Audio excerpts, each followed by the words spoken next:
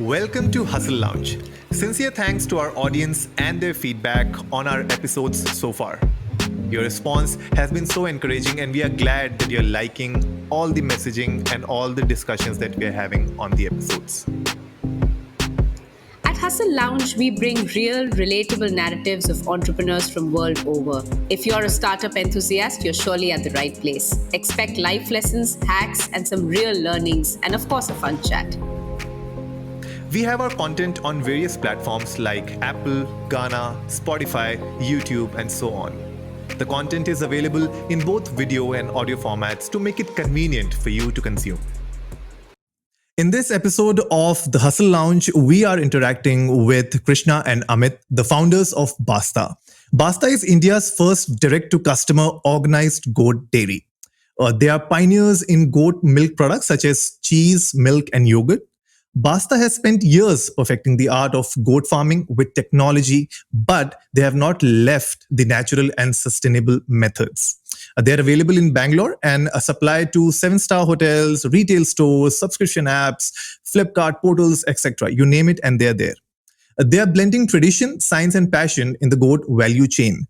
So that is all about Basta, and we are so happy to have both of them on board. So Garima, would you like to talk about the main hustle that we are going to talk about in the episode today?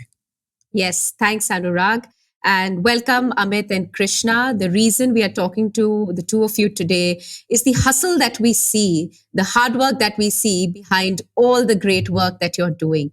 What really is endearing, and the hustle we'll be highlighting today, is you are ready to do whatever it takes. You're ready to get your hands dirty. You're ready to roll up your sleeves and be and work like a goat dairy farmer. What does it take to do that hustle is what we want to know, so that more and more people can be inspired by you both. So over to you both. Would you want to talk a little bit about yourself and what prompted you to get on board this journey? Amit? Thank you, Garima, for having us here. Myself, Amit, associated with Basta for many years now. I am a technology guy from background, but have a lot of passion for animal husbandry, for agriculture, for bringing healthy foods, nourishing food to our generation. So I am associated with Krishna for past 3 years now. The Krishna is the main guy who is doing this hustle, right? So I'll pass it on to Krishna to introduce himself and answer your question. Thanks, Amit. Thanks a lot. Yes, I'm Krishna. As you know, I'm the founder of and acting as CEO of Basta Goat Milk. So, sir, why we are doing this? Like, first of all, there are many opportunities over here. Like we see, enter the goat value chain. It's not only about the milk. Of course, milk is the main thing. Not only milk. So there is definitely many unconnected joints in this industry. It's first of all, it's a virgin market and untapped and unorganized industry in India. So we are seeing this as an opportunity, right from feed development to animal husbandry activities, and then of course the need of good quality food to the people is very much necessary, become a necessity now, and goat milk is the answer for it. So that's why we introduce many goat milk byproducts, and it's where we are in encouraging demand in the market. If I think of this goat milk, it's not a new thing.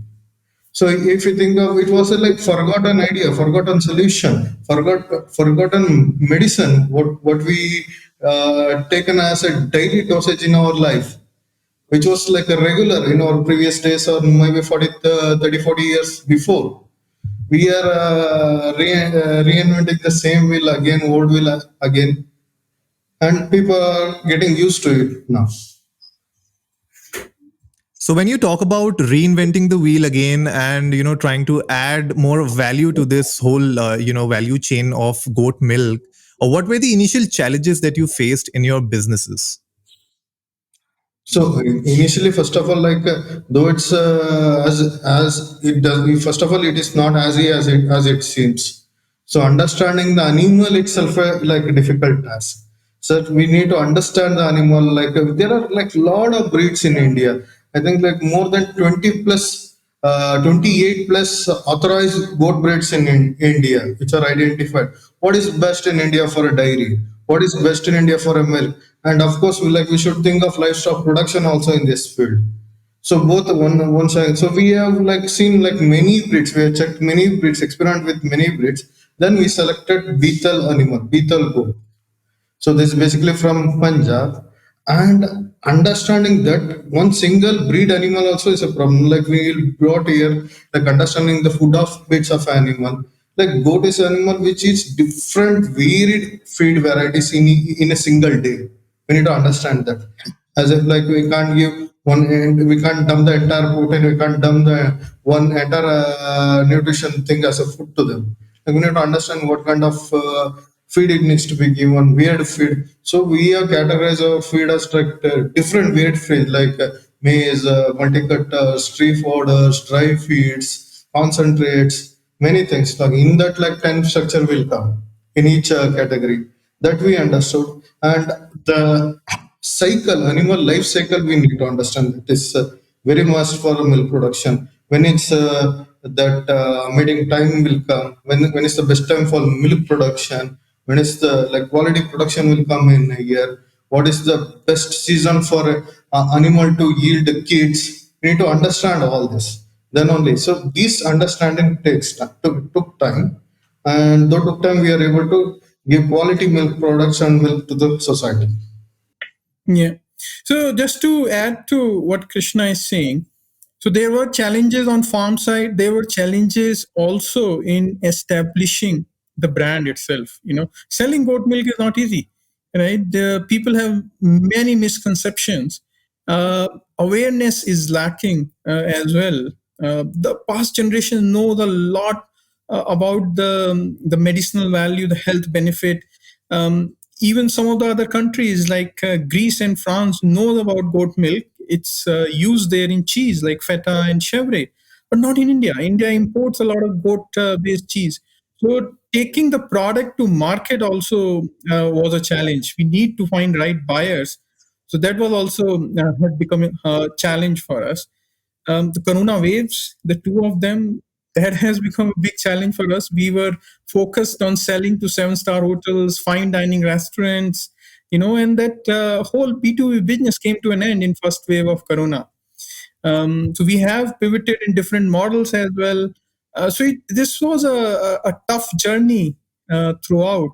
And we were not a technology startup. We want to be, Amuls of the goat industry, but with a difference where we want to tightly control the complete chain where the fodder for the goats comes in to all the way to your door delivery. And for doing that kind of model, right, it requires quality checks at each level, supplying fodders to those franchisees, those cooperatives which we have. So building all that, the brand, the farm management, franchisee, and since we are not a technology business, getting the right investors who have exactly same mindset as us to bring social impact in rural areas as well as bring a quality product to the market. So finding those right set of investor was also a challenge.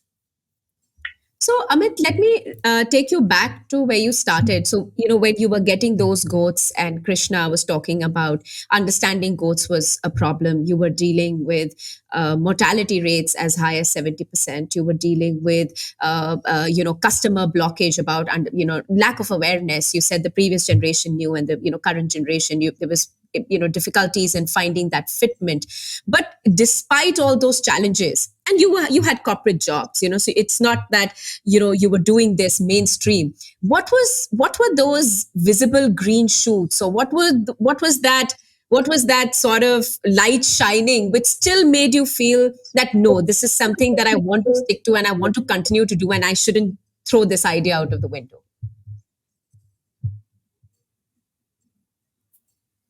Yeah, so I will probably answer and Krishna can add to it. So when you see your product sharing the shelf with Danone, a multi-billion company like Danone in Nature's Basket, that gives a very different kind of charm.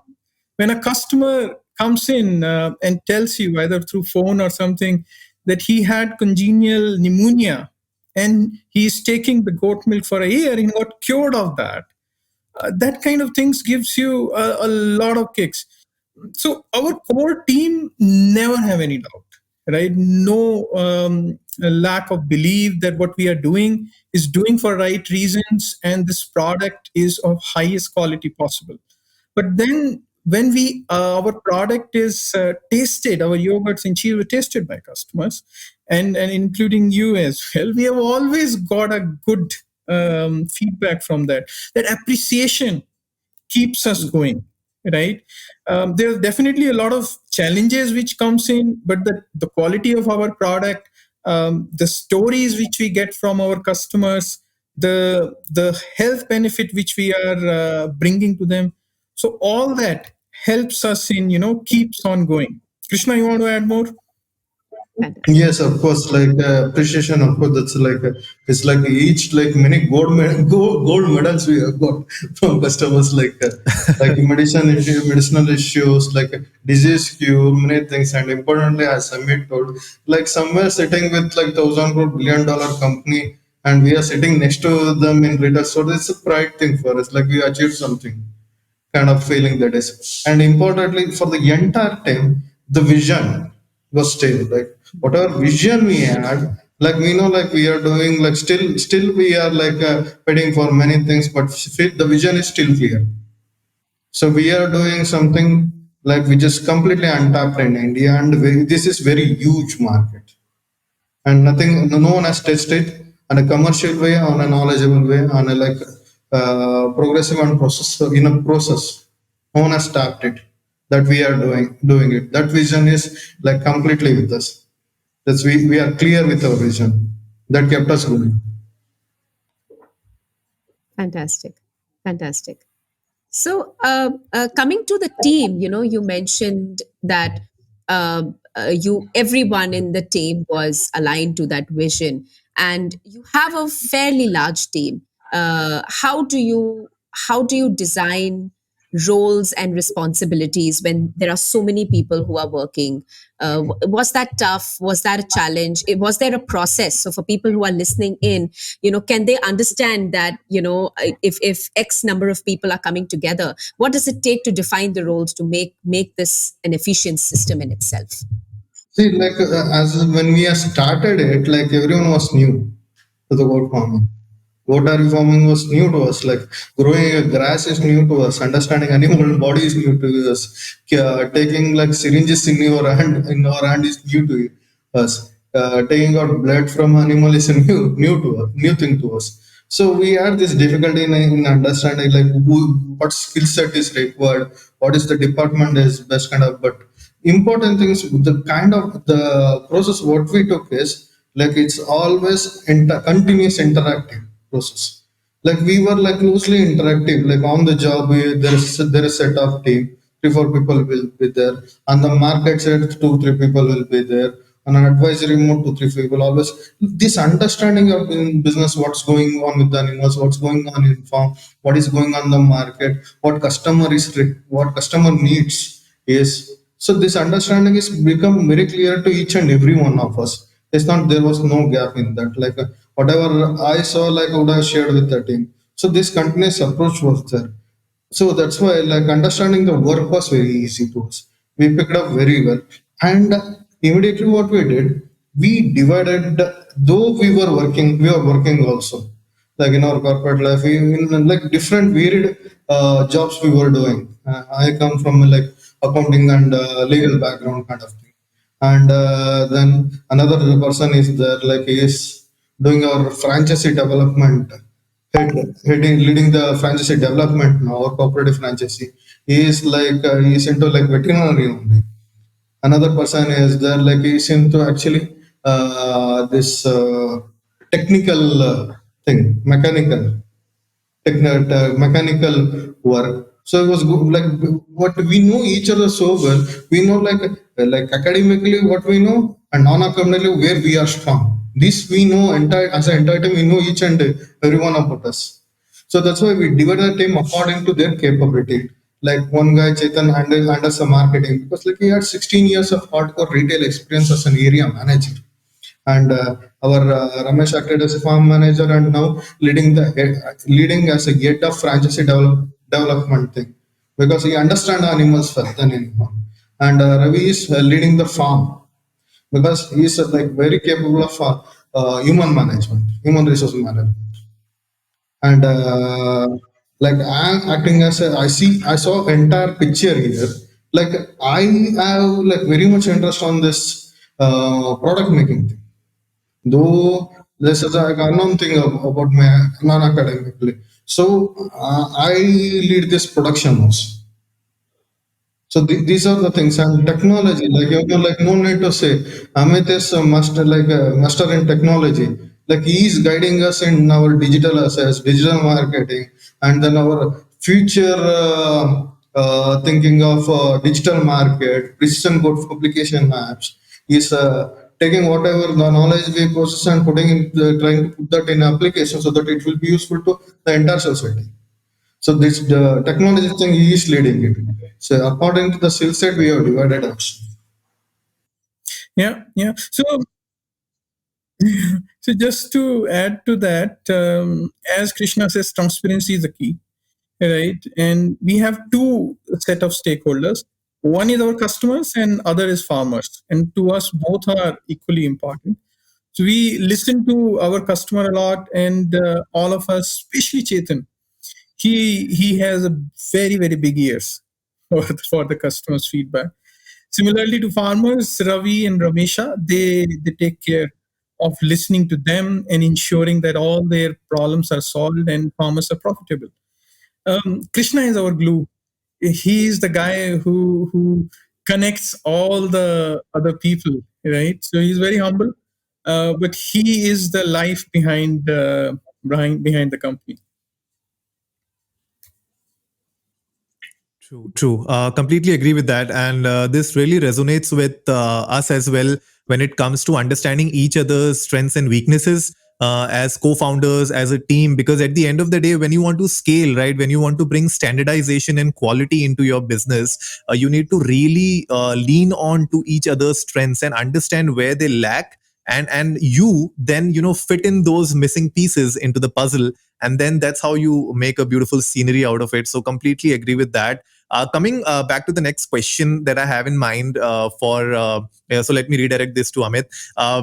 So you spoke about managing the business with the team, and like you said, you know who is handling what. How do you manage the entire business when it comes to maintaining quality, training your franchisees to make sure that you can scale and expand parallelly in the right direction? How do you do that? Because I think a lot of our audience who are listening and watching us today would definitely love to know some of the nuances that a business face when they are in the growth stage, when they are scaling up, right? So what would be your tips and strategies to the audience? Sure. No, so for a product, and especially in food industry, the quality, hygiene are utmost importance, right? So if you visit our production unit in Kengri, we have very strict protocols.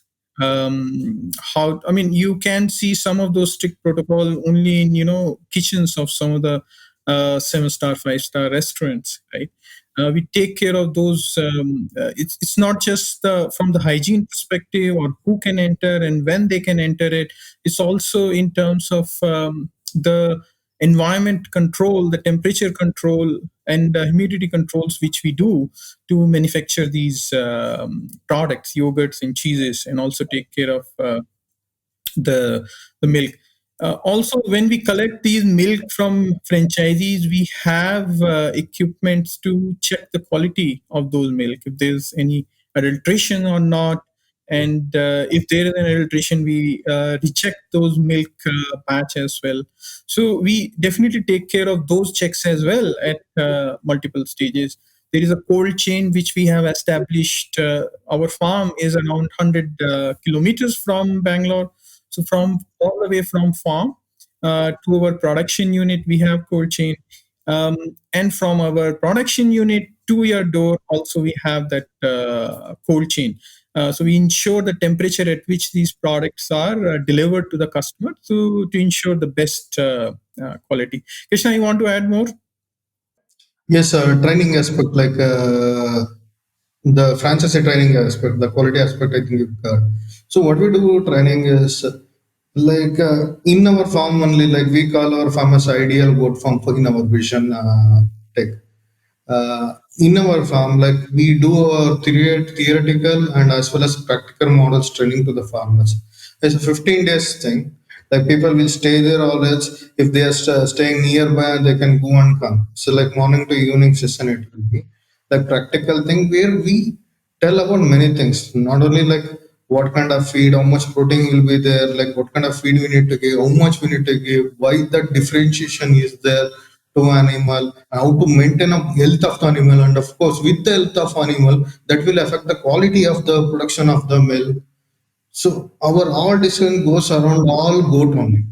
So and of course, if I maintain an animal properly, got good quality milk will definitely that's the outcome. But after that, how to maintain that quality after milk coming out of the goat body, that also we train to them. So each aspect, like from like setup to the milk production part, is like detailed, theoretical, and practical exposure we give to the farmers in our training exercise. Fantastic. So, well, despite all of these things that you're doing, and clearly there is effort in setting this up, and you have designed roles and all of these efforts, it's still a tough market to crack. And were there rejections that you faced when you were looking at partners or when you were looking at retailing? And I understand the kick, and I can't even begin to imagine what would it take to be right next to Danons of the world. But were there rejections? Were there challenges there? And how did you overcome that challenge? I'm asking this question in particularly, like, I would like you to rewind back to your first success story, because when people are listening, they are making great products. And I think in our country, in even in smaller towns, there are people who are so convinced about their product, just like how you are. And to scale up, they forget scaling up. Like, I think even to go to market, to go from that 0 to 1, there are so many rejections and roadblocks, and which can be discouraging. But I'm sure you hustled there. So I want you to kind of rewind back and say that when you found those challenges, what were those challenges firstly, and how did you overcome that challenge? Okay. So maybe Like each of you can share your side of the maybe story. I'll add something that's very interesting one to me, because like I faced all this practically initially. Like Amit was telling like about our products initially. The comments I'm getting from the start till now, products are fantastic, super awesome. But like at the initially, like that's all what I faced is product is fantastic, packing is not proper. So then making a product, our fight was like making a packaging, because like it's goat milk, it's a like small quantity of production is there. It's not used thousands, lakhs of liter production will be not there. So, but like we have to invest in like many much quantity of packing products. So the investment was huge. Like we had nothing in our hands. So then our design and brains roaming for packaging on it. Product was perfect, super, no problem at all. And we gone to scratch our head in packing, designing the packagings. So like at we made like many designs, but we were able to achieve like it's at international standards. I can see those like our design. That's my comment I will make at like a low cost level, and also at like a less quantity level. We are able to achieve our packaging also. Then only like we got and entered the market. So product then making the customer taste it. So it was like we collaborated with many retailers on the floor. Like we were having the promoters, like even myself and my team, like entire Chetan and all, were standing as a promoter in retail to know understand like what customer first says. So that eagerness was there. Like we have like many people, like many chefs, many like nutrition are saying very good words, but like what the ultimate customer is saying. To hear that, we stood as a promoters and we checked everything. Like at least 1 week, I was standing as a promoter in 3, 4 retails.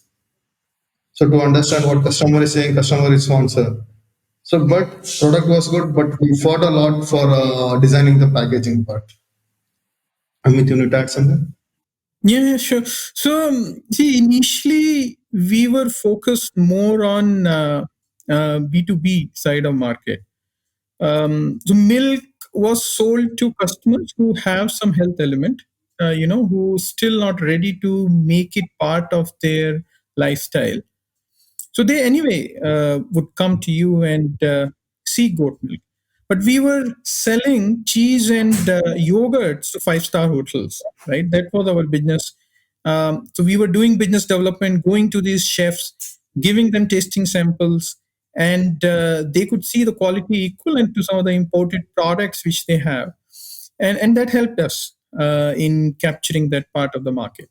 But then the first corona wave came in, and then we started to thought that we need to go to the customer directly, and awareness about goat milk and goat milk products, because goat milk products, cheese and yogurts are more expensive, compared to cow milk product. And there is a reason for that. It's much easier to digest. It have less alpha S1 casein, less lactose, more protein and essential minerals. It helps in faster recovery from some of the elements like dengue. It's blood pressure friendly as well. But there's no awareness of many of these things to our customers.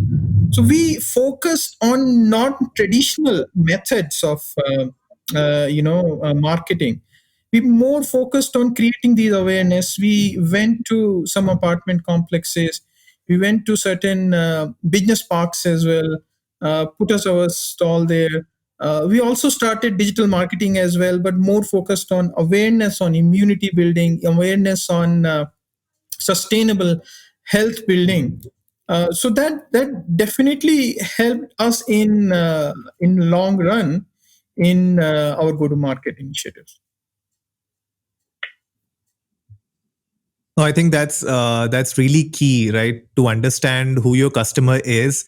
And Krishna also said that the product was great, but then you had to work on the packaging, because at the end of the day, if you're trying to give it directly, so it's a direct to customer brand. If you're trying to build that, then of course, being in that premium place, you need to project your business in that right direction. Also, it should look like a premium product. So I think yes, packaging is a great a part of the value chain. It adds value to your product. So lovely thoughts and good tips and strategies. I'm sure the listeners today would have gained a lot of great insights and key takeaways from our discussion today.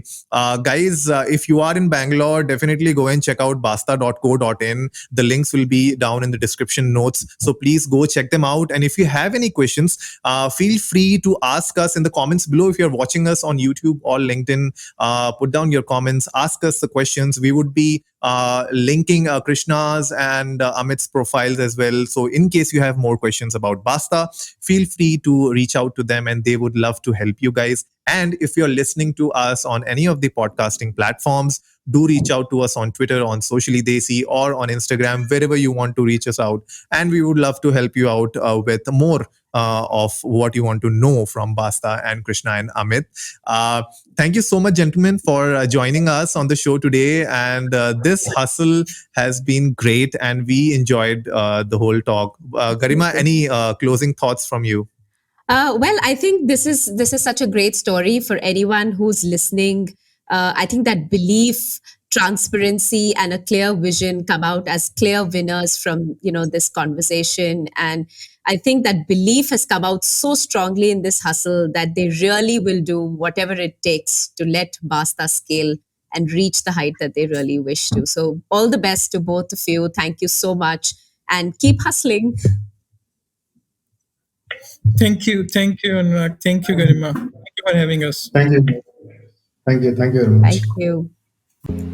To move things in business, never hesitate to roll your sleeves up and get your hands dirty. In Basta's case, I think this was quite literal. Well, the hustle reminds me of an old proverb, Anurag. When the going gets tough, the tough gets going.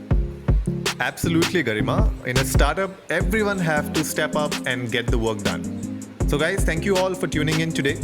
Please do reach out to us at hustlelounge@sociallydesi.com for any suggestions, feedback, and collaborations that you may have in mind. See you next Tuesday and keep hustling.